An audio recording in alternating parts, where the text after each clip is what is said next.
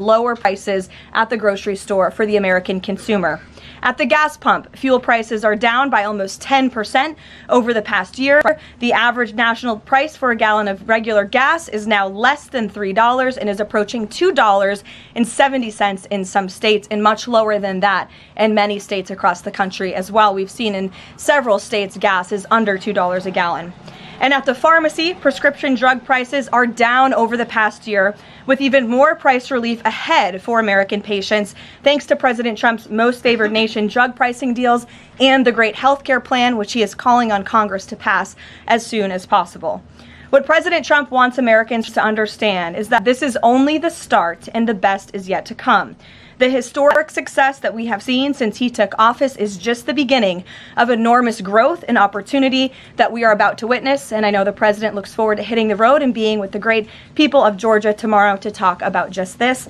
So with that, today, I know there's a lot of news. I will open it up to take your questions, and we're going to start, as always, with our new media seat, the great Michael Graham from Inside Sources. Thank you for being here, Michael. Thank you for having us, and thanks from our 200 newspaper partners around the country. So you mentioned gas. We didn't mention natural gas. And back where you live, your friends and family are paying among the highest prices for natural gas to heat their home, and for electricity generation, the #1 source of power across New England. The cheap gas is in Pennsylvania. The two highest places to buy gas in the country, New York City and Boston. The problem is the blue states will not allow the gas to travel to produce electricity or to reach customers. When President Trump first came back in office, there was some talk, him and Governor Hochul in New York possibly reaching a deal.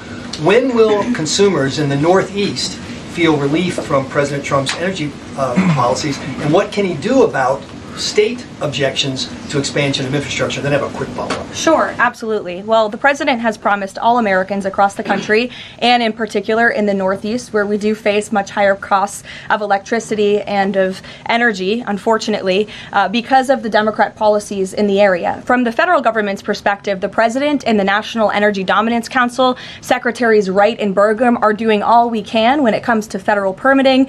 The drill, baby, drill agenda is obviously underway. The president has made a huge push for more fossil fuels in this country. You look at what he did last week with respect to coal. Coal truly keeps the lights on in this country. We learned that in the recent winter storms. However, there's only so much that can be done at the federal level. That's why the president has called on blue state governors to participate in this energy dominance agenda, including governors in New England and the Northeast, by contacting Governor Hochul directly to get this Constitution pipeline underway. This is not only going to bring down the cost of energy in the Northeast, it's also going to support jobs